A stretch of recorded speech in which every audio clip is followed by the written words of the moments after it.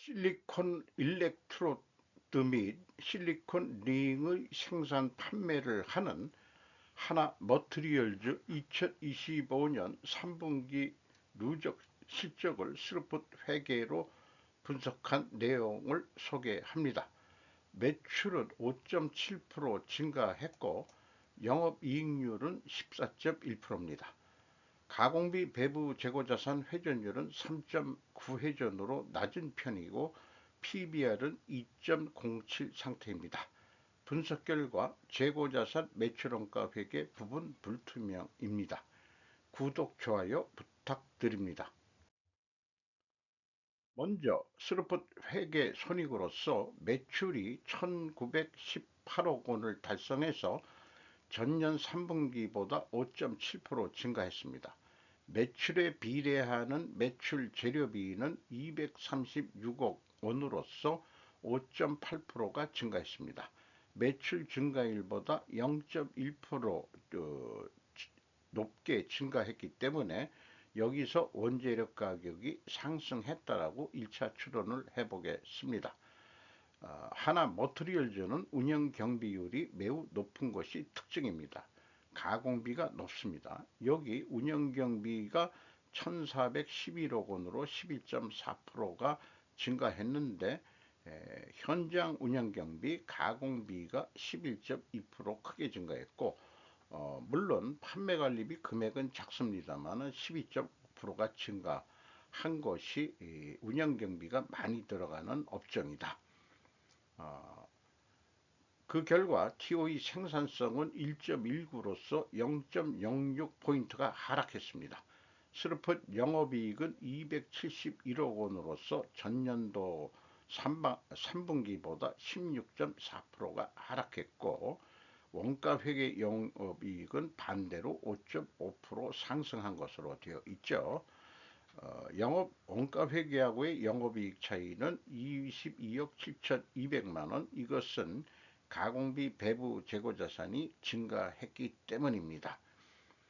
스루풋 영업이익률 14.1%, 원가회계 영업이익률은 15.3%가 되겠습니다.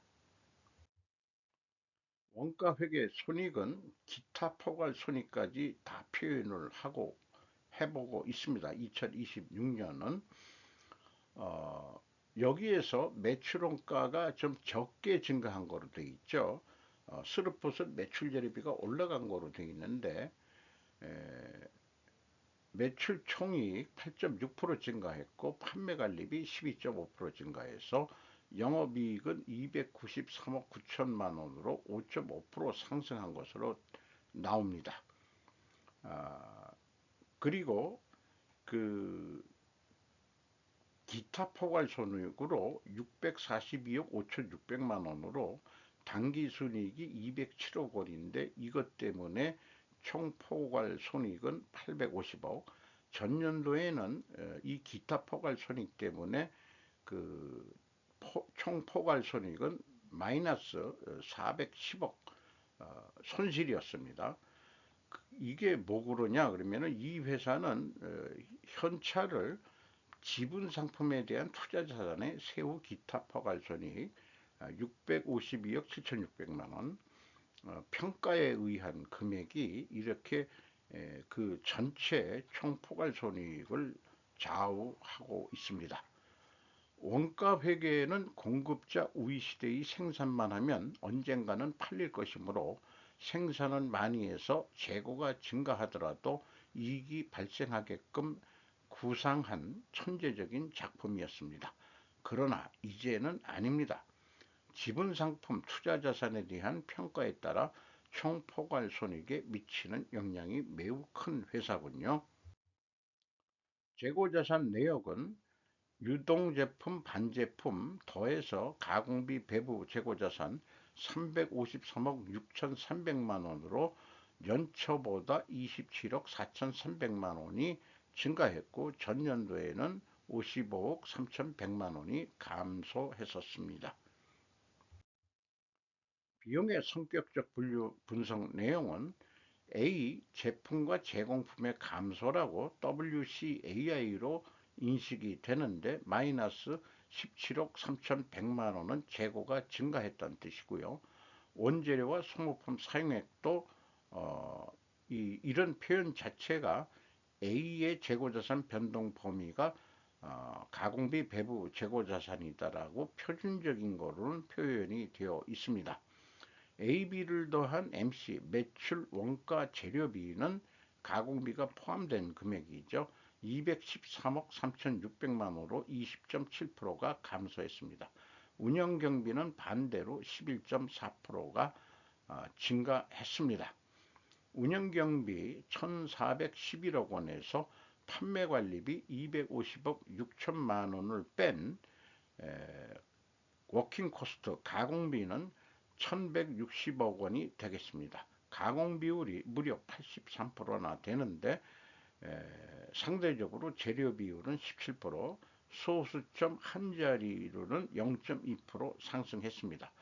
여기서도 우리는 원재료 가격이 상승했다라고 2차 추론을 해 볼 수 있겠습니다.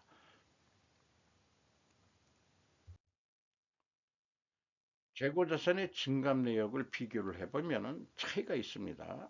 가공비 배부 재고자산은 스루풋의 표준으로 분석하고 있는 건데 결국 표현된 거하고는 다르다는 얘기죠. 그것이 뭐냐? BWCI의 증감액을 가감하면 일치를 한다는 것은 이 회사는 표현과는 달리 전체 재고자산을 기준으로 가져가고 있다. 그렇다면 아까 원재료의 사용액은 매입액으로 돼야 되는데 총 제조 비용이 왜곡이 되고 매출원가도 왜곡이 된다고 할 수 있겠습니다. 10억 원어치만큼 이런 문제가 있습니다.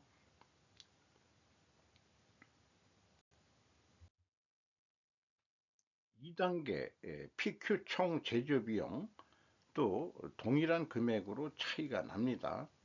3단계 현금흐름표 기준 아쉽게도 그 갭이 있는데 현금식으로 읽어보겠습니다. 현금이 9억 2,200만 원 나갔으면 그거만 증가하면 되는데 17억 3,100만 원 전체 금액이 증가했죠.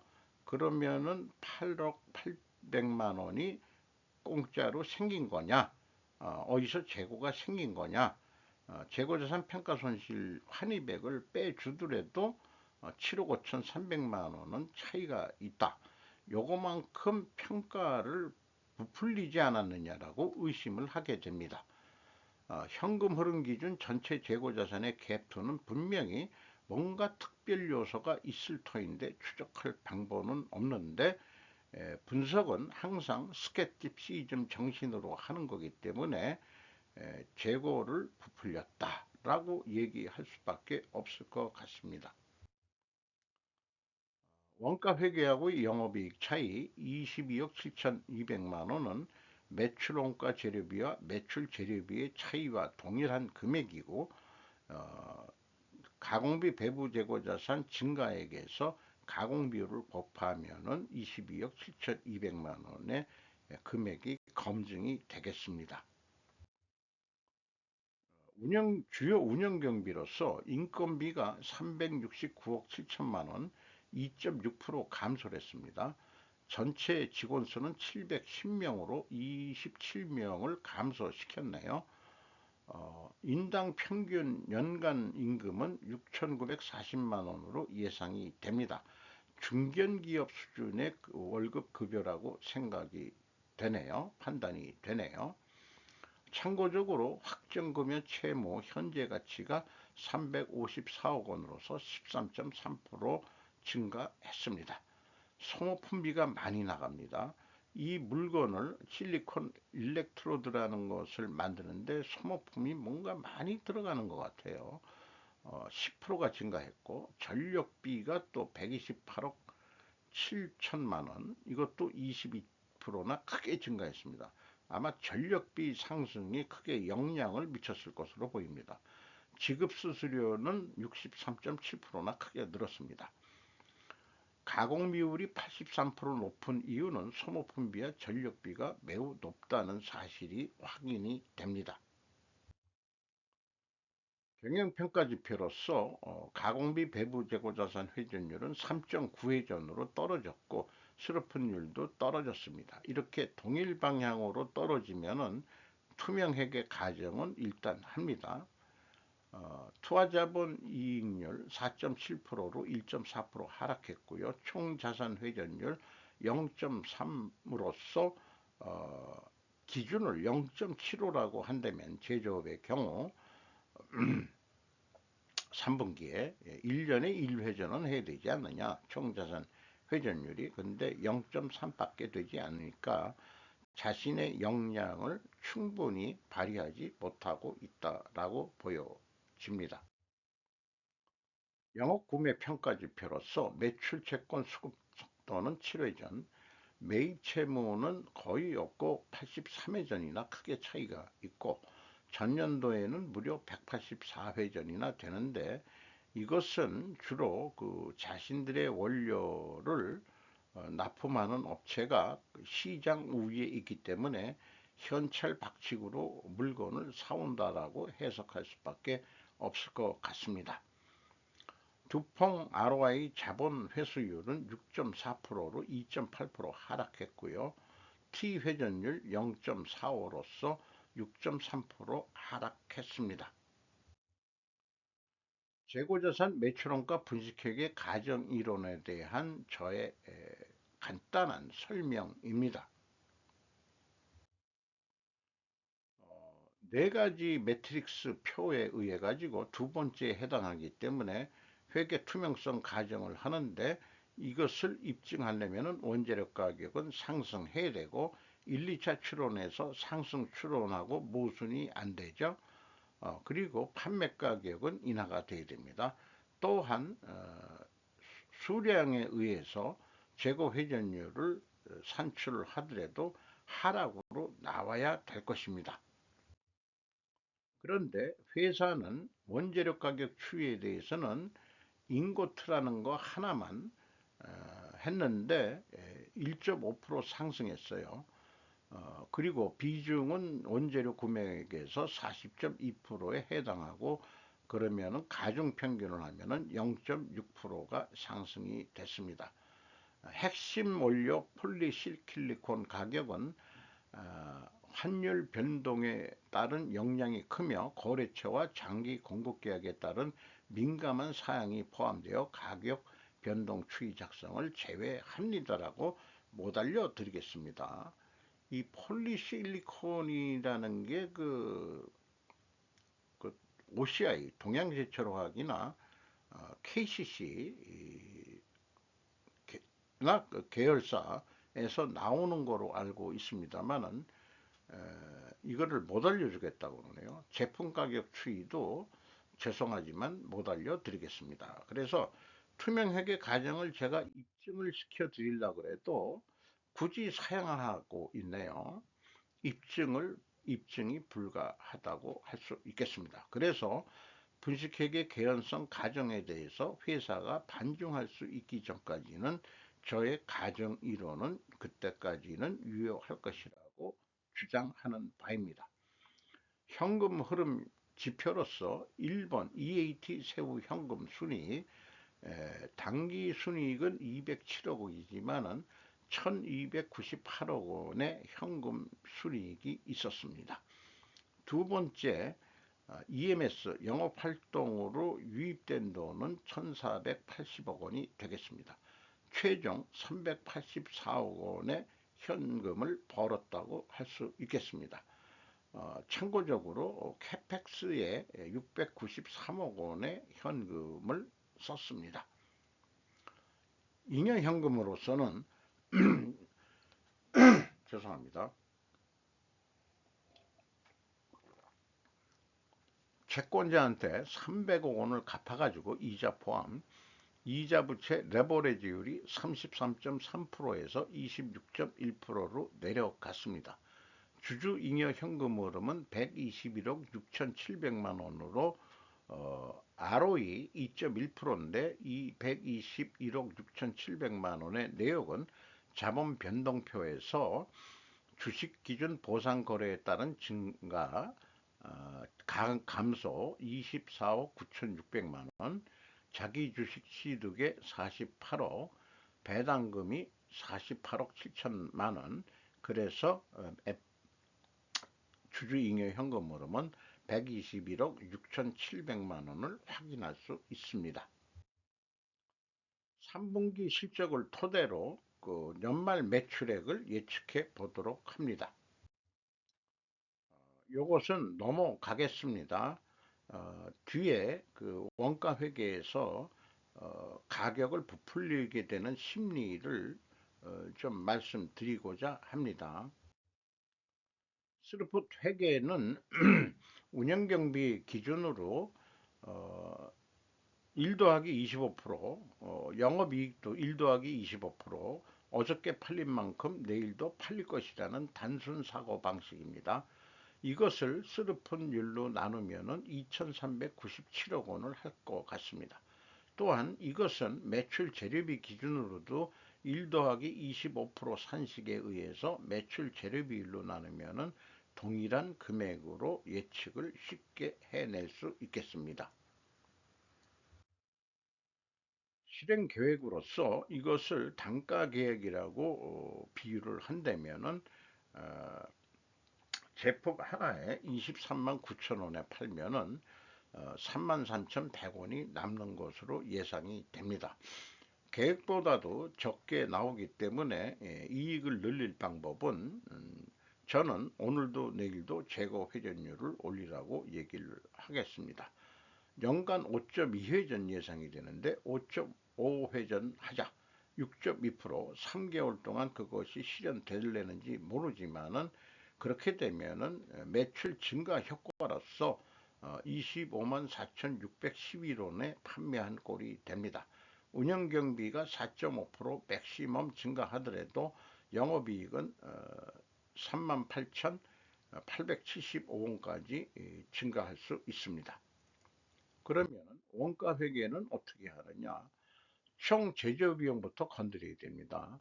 생산 재료비도 1 더하기 25%, 가공비도 1 더하기 25%, 그렇게 뽑아가지고 또 재고도 매출원가를 산출하려면은 8.4%가 증가했는데 방침이 재고를 5% 줄여라.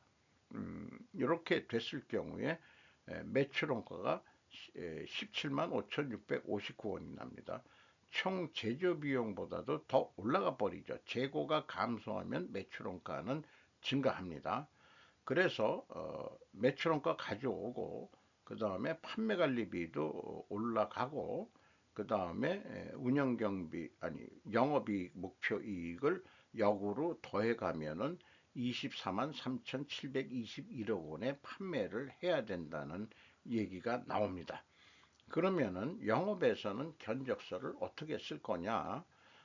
있는 거 다 가져와 가지고 판매관리비 뭐 이런 식으로 하면은 24만 1,953원으로 견적서를 내야 되는데 깎일 것이 예상이 되니까 이렇게 실제 부풀려 가지고 24만 6천 원으로 견적서를 낼 것입니다. 그러면 구매 측에서는 이게 뭐 가불간에 항상 변하지 않는 싸움입니다. 원가 세계는 허구한 날 갈등 속에서 살게 되는 거죠. 그러면은 스르포 쪽에서는 23만 9천 원이면 된다는데 무슨 얘기냐? 스르폿은 경쟁업체라고 보시면은 그러면은 3만 2천 원뿐이 안 남는다. 그래서 6.2% 매출을 더 해보자. 그러면은 36,600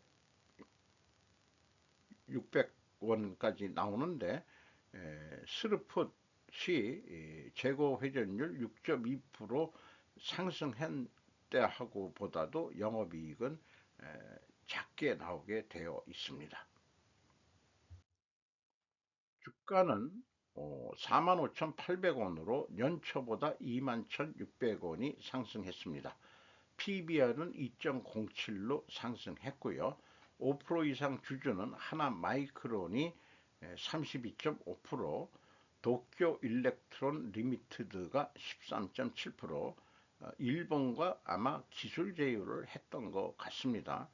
최한수 씨가 11.63%, 외국인이 16.75% 지분을 가지고 있습니다.